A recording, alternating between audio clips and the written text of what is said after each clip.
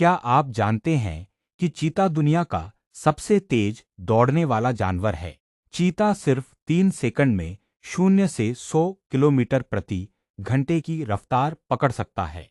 इसकी अधिकतम गति 110 किलोमीटर प्रति घंटे तक पहुंच सकती है।